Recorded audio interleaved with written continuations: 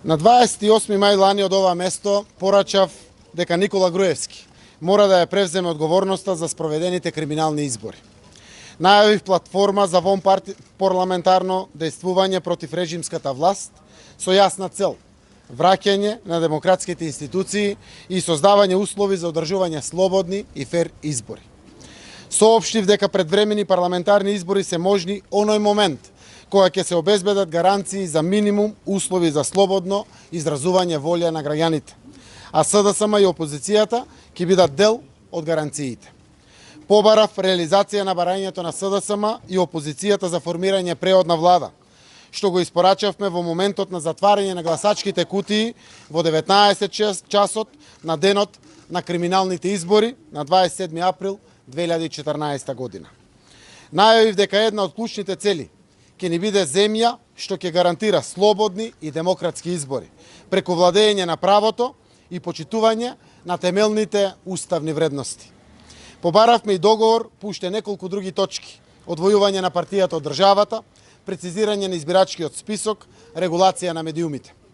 На тој 28 мај минатата година, кога ги соопштив овие ставови, главните прашања беа дали опозицијата ќе успее да опстои надвор од парламентот, без сомнежите дека власта ќе притисне или ќе купи некои наши пратеници, дека ќе избере своја опозиција во собранието и така натаму. Останавме непоколебливи и одлучни. Само една година потоа, Никола Груевски прифати се што одрекуваше. Прифати своја оставка, прифати преодна влада, прифати нов јавен обвинител. Оврска станаа забелешките од Европската комисија во извештајот на ПРИБЕ, кои што ги потврдија сите состојби за кои што говоревме. Пред се, за да се обезбеди независно правосудство преку поглавијата 23 и 24, потоа доверлив избирачки список и изборно законодавство, регулација на медиумите, ослободување на регулаторните тела од пипците и контролата на власт. Денес, година и 3 месеци подоцна, еве сум повторно овде, еве ги повторно со нас, нашите пратеници, сите до еден со кој се гордееме, за да ги најавиме следните чекори. Откако успеавме во целта договор за создавање услови за фер и демократски предвремени парламентарни избори, во чија што реализација гарант ќе биде и опозицијата.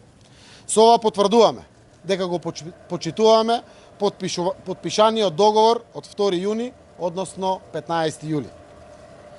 Најавувам дека пратеничката група на СДСМ и коалицијските партнери, кои што целиот овој период работеше на теренот со граѓаните, продолжува да дејствува во парламентот за да го обезбеди спроведувањето на постигнатиот договор од 2 јуни, односно 15 јули.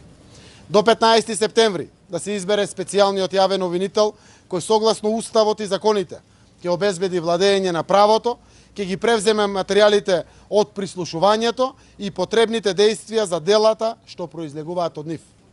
До 20 октомври да се избере преодната влада, да се направат потребните законски измени за правосудството, изборното законодавство, целосно нов избирачки список во медиумската сфера и така натаму. Да ја изгласаат оставката на Никола Груевски од премиерската функција. Да се избере нов премиер кој со новите министри и заменици министри од редовите на опозицијата во преодната влада ќе мора да обезбедат гаранции за фер и демократски избори. Првата обврска е специјален обвинител до 15 септември. Мора да се реализира. Во спротивно договорот нема да биде валиден. Материјалите што ги поседуваме од прислушувањето на власта нема да имаме кому да предадеме и ќе мораме да продолжиме да ги споделуваме со јавноста. Нема да има нови палома договори. Правдата, слободата, демократијата, вистината мора да бидат институционално потврдени.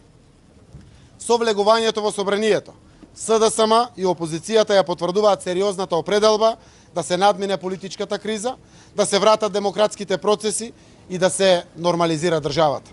Ова се целите од кои што нема да отстапиме. Под какви било околности, ова што го ветивме на граѓаните, ќе го постигнеме.